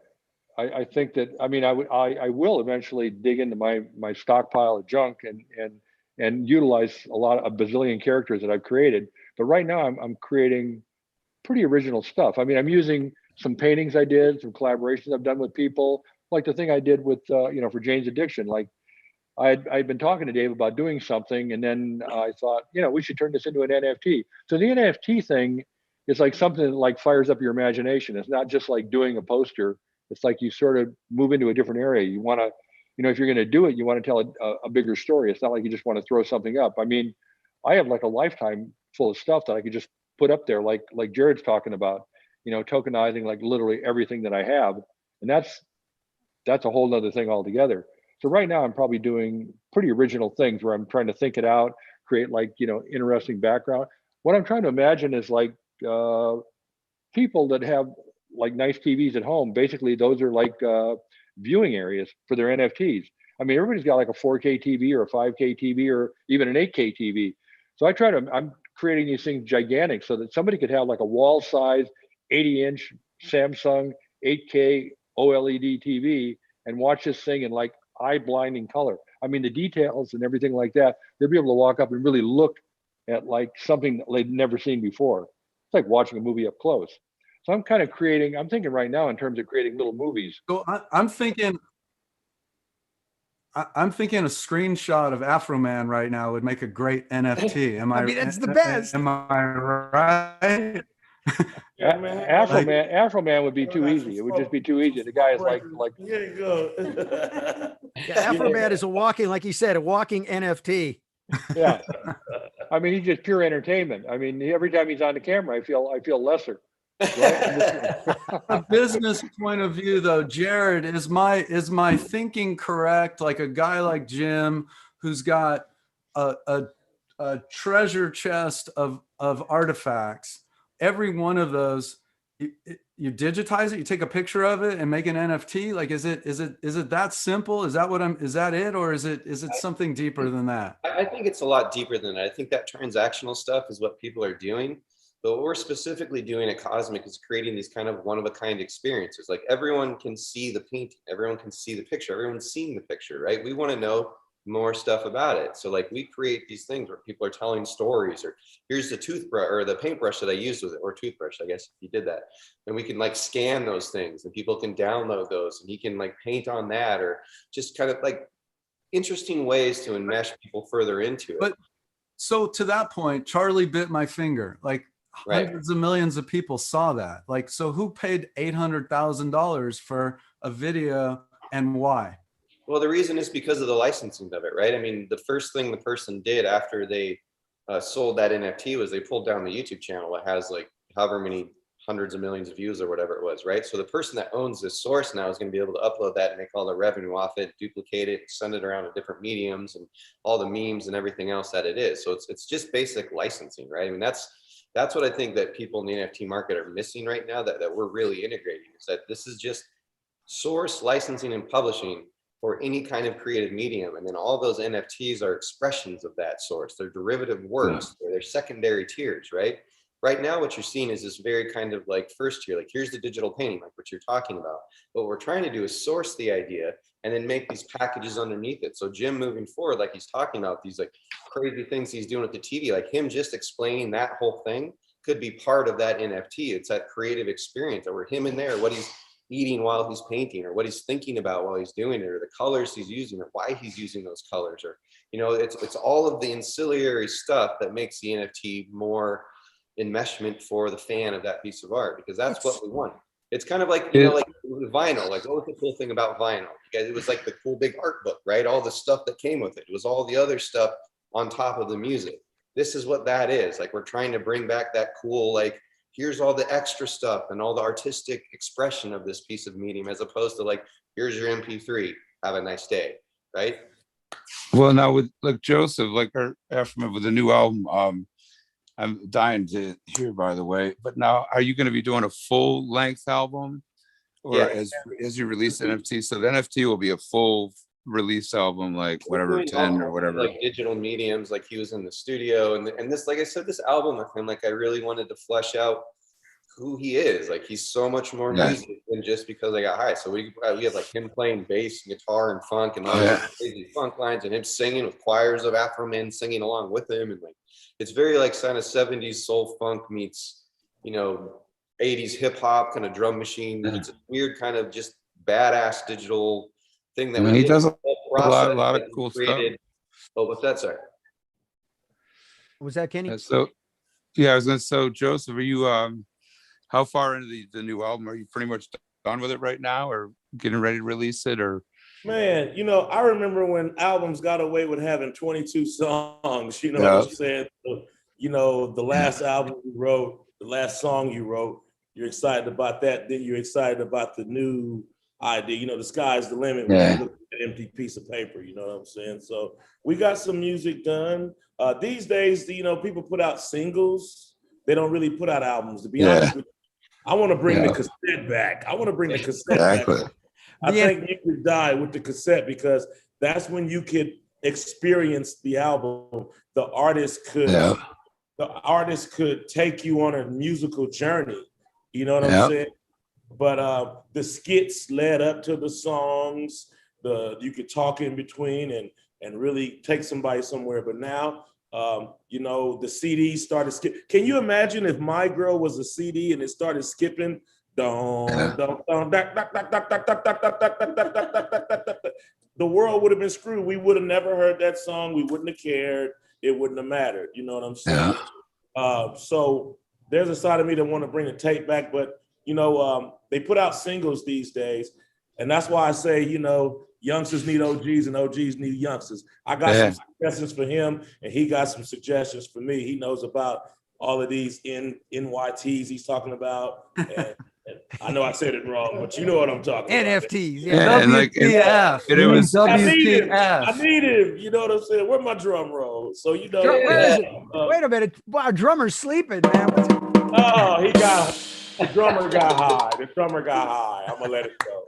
No, but it was very much like an old school kind of record, and that's what we wanted to do. So like we literally sat in the studio and we participated in those activities that he's talking about, and then he just like jammed and funked along, and we like wrote the song. We did it all the time. We just made a record. You know, it was a really that's the way to do it. You know, it wasn't this like canned bullshit where you like fly someone in for a day and you like produce the whole thing and you hope you have something good on the conveyor. So you got to get the beautiful mistakes. You know? Yeah, so it's all the secret sauce of like just being in the moment and creating for the, you know, the love of doing it. And all the records we've been doing have been that way. It's very different thing. Like it's kind of like, I look at it like the new version of vinyl. Like we're including all this kind of artwork and like behind the scenes stuff and all this other artwork that you get with the single. Now it's not just a digital download with a picture of album art the size of your thumb. No one gives a shit about. Well, and what's cool too with NFT, like the biggest thing I remember, like even we got signed to Atlantic with Kid Rock and we doubled out of cause.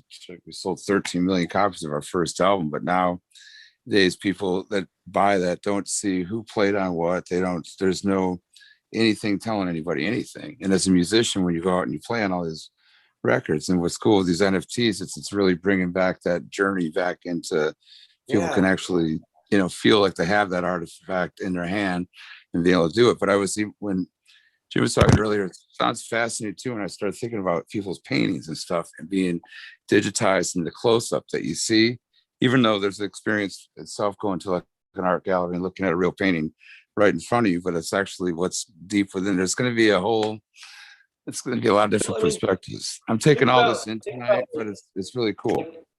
Who was like the most famous like commercial TV painter of all time, right? It's probably Bob Ross, right? And what do we all remember about Bob Ross? Like, this happy little cloud, this funny little tree. Like, I mean, he was basically like doing NFTs before there were NFTs. We watched that guy, like I watched him for hours painting happy clouds and bullshit. And I watched it every day because it's just this kind of like living in the moment through his psyche as he talked about creating. I didn't even really care about the painting. It was like this thing, and that's kind of what this is, right? We're getting inside the creative psyche of the person, and that's what we all want to know. People want to collect those and own those. They want to own a piece of that moment, especially the things. Because I mean, if you're seeing what's happening with the NBA Top Shots, right? They're selling, those are NFTs. Think about this. They've done $570 million already in whatever this period of time since they launched NBA Top Shot. Serious dollars, right? That's some serious money off of little clips. So what it is for anybody out there is they're taking, clips from the actual, the games, the famous shot from the game, and they're NFTing that, and people then can own that asset. And it's just killing it. So there's definitely a hunger for people wanting to be part of these people's lives and actually own those and then be able to display them. Right.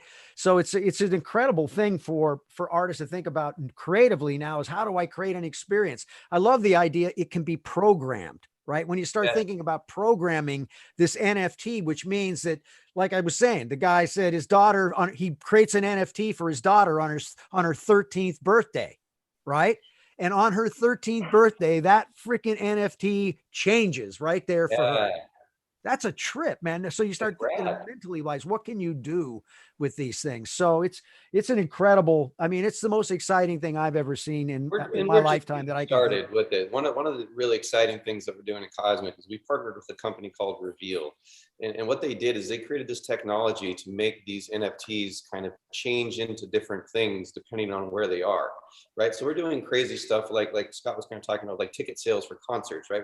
Those are NFTs. When you show up, like it turns into something, right? But if you go to all the shows, like they're a collection, that collection then turns into something different. And then those things turn into something different. It creates this kind of like scavenger hunt. They get fans in mesh and they're following the band around like they used to back in the day where, like you'd have like a caravan behind the band going to 12 shows in a row. Now you get rewarded for all of that kind of stuff. And it really brings people closer. And we just keep gamifying it. And I call it like Chuck E. Cheese, every kind of concept around all of these artists. It's just really super exciting. And I think we're just starting to kind of scratch the surface of what this stuff can be because there's just so much to come. Yeah. I mean, when you think about it too, it's crypto. This is crypto. It's like cryptocurrency, right? It's just a different form of crypto. It's same type of thing, but it's taking a token instead of that token being a coin of monetary value. It's a coin. It's a thing tied to an object of some sort. So it's crazy when you start thinking about everything moving in this world, because I think about it this way. It's funny, robots, if you think about the blockchain, it's really the robot network. It's all run by AI and stuff. It's constantly all the trading, a bunch of this stuff that's going on. And if you think about it, it's like AI is taking over everything. So I always say that their AI is saying, okay, all you humans, go out there and digitize all this stuff for humanity and put it into a digital world where we're going to control from that point. So as humans design themselves out, all this stuff that we've done through all these years will be there forever in a digital world. And right now, everything is exploding in the digital world. And what Jim was talking about, the concept, I sit there and I stare at my Apple TV on my 50-something inch television, just looking at those like cool shots of flying over the Antarctica. Yeah. I catch myself looking the at fish those. swimming across the Swimming, screen. just stare at them, right? So So- that's digital art, right? That's the thing. And people are going to have this stuff. They're going to put them up on their walls. They're going to want to own their collections. So it's playing on that idea of collecting and owning and being and being that super fan. So this is the super fan business. So- It's crazy, right? Well, what would be like? Let's say I know I'm asking a lot of stupid questions, but I'm learning. So The let's only say question stupid is the one that's not asked. Come on, don't you Yeah, remember that's that? true. in third That's grade? true. Yes, you have spoken wise of me, my young level-headed Sean. Grasshopper. No, so now I forgot my question. No, okay. So let's say Did you with get different high? artists want to start. We're talking about all these different items that are selling for X amount of millions of dollars, thousands of dollars, whatever. Do you foresee, like with new records coming out and people utilizing this format, there being a kind of a standardized price, or is Led Zeppelin going to be able to charge X amount of money versus Metallica, or for a newer band, or is there going to be? Is it just You think of it this way. We all hear of the giant NFTs that are taking off, right? The 100,000, the 100, 10 million, the 20 million. But we believe, and Jared, both of us, we believe it's the McDonald's model. This is not going away. We'll probably have a crash on some of these big ones. There'll be some issues, but at the end of the day, it's about that McDonald's model where there's a lot of lower price things. I mean, if you saw, I think it was the William Shatner put out that GIF with him and Leonard Nimoy, and I think they were $1, weren't they? I think they were cheap, but they sold 365,000 of them in the first 24 hours. It's $365,000 on $1 item, right? Now there's issues with gas and cost, and there's some things that's still working out in all of this, but in general, it's going to be these prices. And if you looked at the Kings of Leon drop, right? They did 20,000 albums, their 20,000 album drop, all NFT. They had things like, tickets that were built into them. So you would have front row seats and different things that you could have in them, but they sold out. I think it was a 7-minute auction. They sold $2 million of it in 7 minutes, right? It's like a whole different game because people want to own those. And now when they own them, those things are going up in price. One guy sold his art for $900. He sold as many as he could sell in 7 minutes. I forget, it was like, I don't know the numbers exactly. It was like 4,000 or some number. So you got 100 of them. He sold 400 grand worth of stuff in the auction, but a week later, he had already received $3.5 million because he got 10% on every one of those that were sold, again, traded. And those were selling at one time, I saw, all the way up to $118,000. So you had a $100 painting that I could have bought, and then I could have sold it at $118,000. So it's a way for people to collect and actually make money at it too, and not just be, certain areas. Do you think with the marketing, like let's say, like you and myself and Afroman, everybody, Norwood, Steve, and everybody here, we've all, and even John, are partaking in selling millions of records. Do you think with the way this format, there will be a marketing way for artists to get back to that opportunity that we had in the back in the day? Because once obviously digital sales came out, it was like I started watching zeros come off of the statements. But do you think this is a format that could really put even like music content again back to a stream where artists can really start making money off of not having to give their music away again, and just being a new way to do this? You want to take it, Jared? Oh, I was talking to Afroman. He had to go ahead, Scott. Yes, I mean, there's this, because what happens is you get to now control the copyright, right? I mean, you get to control your assets. And so that changes the game in a big way, right? Because you're not just selling it all off. And again, I think the thing, if I'm a new artist, it's a great thing to get involved with, because what I would be thinking is, what kind of an experience can I create kind of for the super fans in a way that is going to have, maybe I call up Jim Evans and I say, Jim, let's collaborate, man. I'm going to do 5 songs, and then I'm going to have Jim Evans is going to do the art. And now you combine those together and you create that into an NFT type of a thing where there's a story behind it. Because really everything about this is story. It's all about the story, right? That's Guys, what I have to cut in. Yep. Because we have 5 minutes left, and I think the way the show's set up tonight, it's going to end abruptly at 7. And we lost Afro Man. Did we lose him? I'm going to talk to him right now, so I think we lost him. I'm talking with Mark right now. So I think the show is going to abruptly end right at 7 o'clock. Okay. I got one question I've been waiting to ask. Just so you know, that's 5 minutes from now, and it's gonna just end. Nothing I can do about it. Nothing any of us can do about it. Okay, so fair warning. Fair warning. Okay.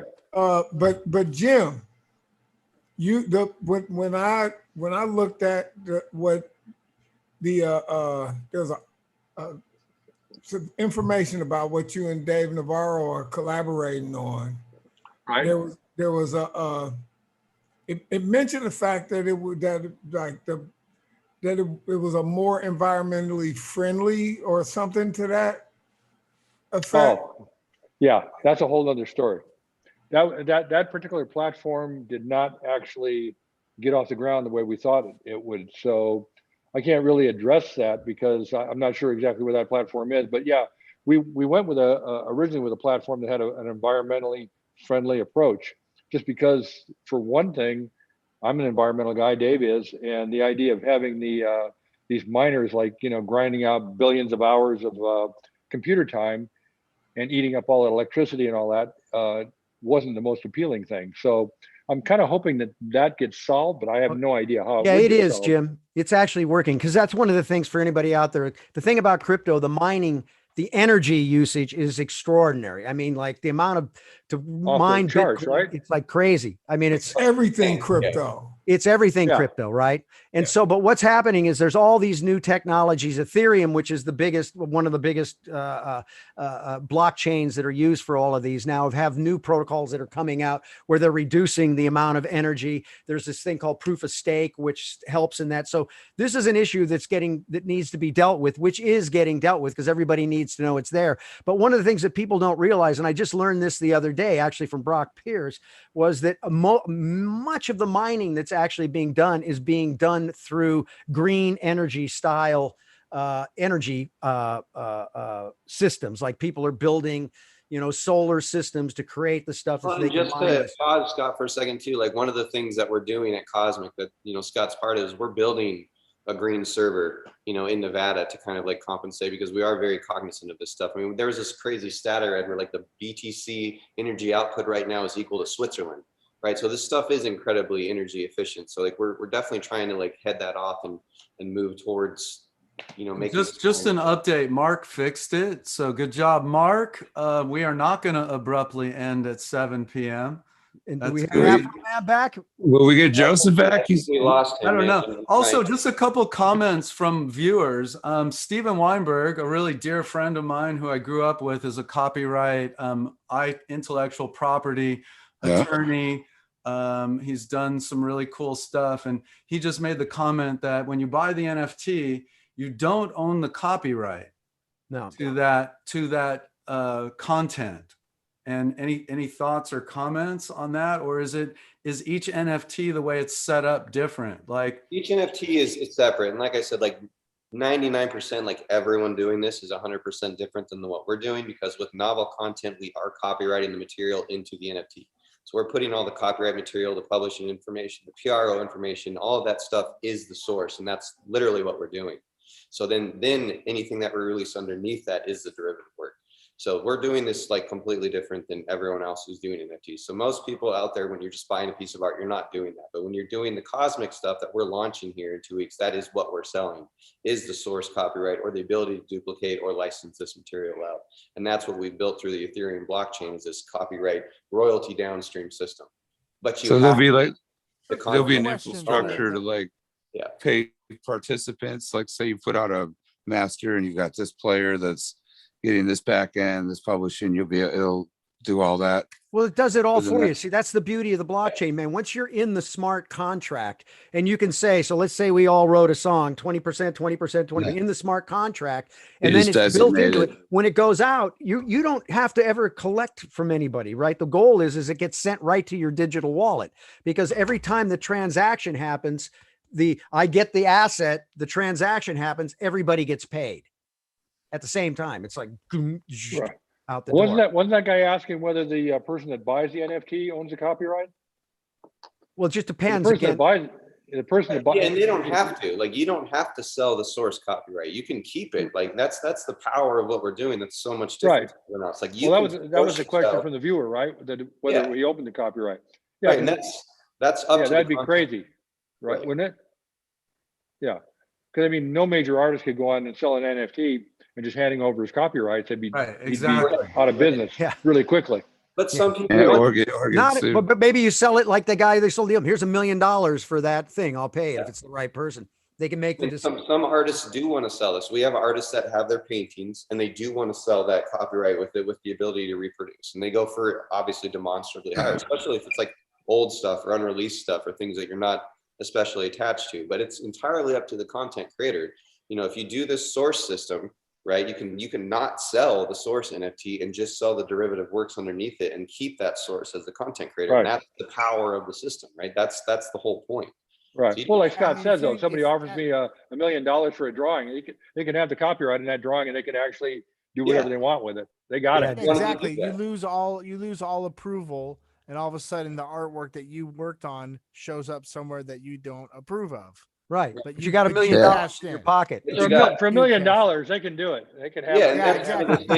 Yeah. It's a weighing a thing, right? It's like if you have a photographer and you're doing a photography shoot, like what do you buy? You can do a buyout of all those things for all your merchandising, or you can do like a one-off if you want 10 prints. It's the exact same system, right?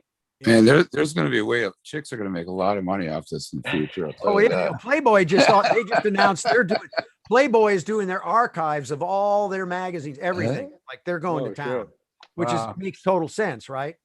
Well, listen, I want to sort of, we got to wrap it up. Do we Yep, know, let's go. Jared, if Afroman's? No, he's apparently the internet is like not working there right now. Okay, so I think guys, they then might have- Is it the internet or is it Here's the a little- strip club?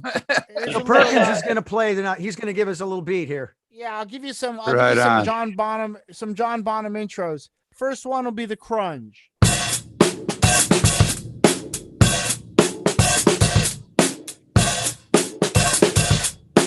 Second one is called the Rover.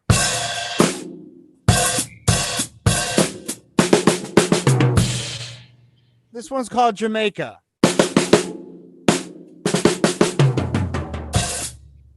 And this one's called Rock and Roll.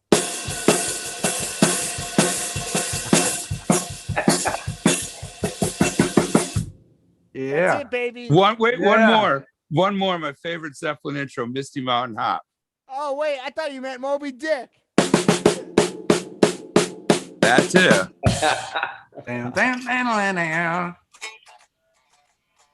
Oh, what a great show. I could, it's a classroom. It's a real classroom. Thanks for all the information and the education. Thank you, guys. I want to throw it to Norwood real quick to, do your thing, Norwood. All right. Hey, amazing show. Right. Thank you, Jared. Thank you, Jim, and everybody here. All my host brethren. I wish Sheila was here with us. Yeah. And all you out there, thanks for joining us. Please check us out, the Rock and Talk Show on Facebook, Instagram, at the Rock and Talk Show, Instagram at the Rock and Talk. Wait, okay. And check out our YouTube channel. Norwood had some of the Click best like questions, I on thought. YouTube and subscribe, y'all. And you know what? ThinkX has some dates coming up. Stay tuned. Visit our website, www.thinkexp.co. Yep. And Woo, thank good you job. again to Jim Evans and Blazer and Afro Man. Yeah. And don't man. forget Hear Afro him, Man. man. Don't forget We wish Afro we were in Man Fresno with posse. him right now. Yep. And Greg Afro Man McDonald, who is there. We're going to have Greg Greg on this McDonald.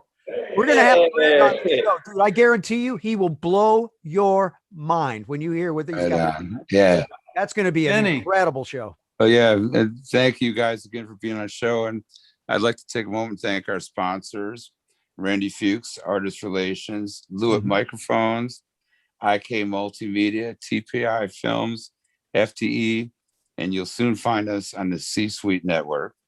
And of course, our team Rock and Talk, which, we got Eric Lloyd, the man, my man, our producer director, Mark Amentano, assistant producer and creative director, and Graham Cooper, our editor. Good job.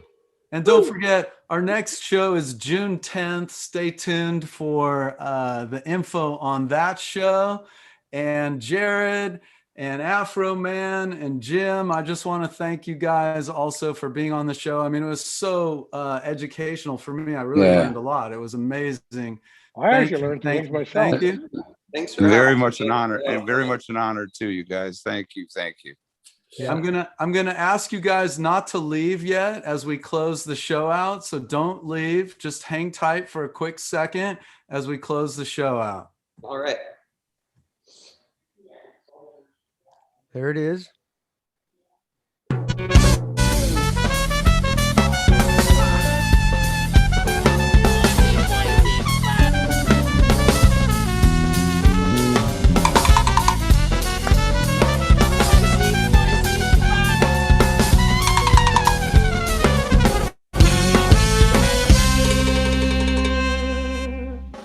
With Perkins in the background, there it is.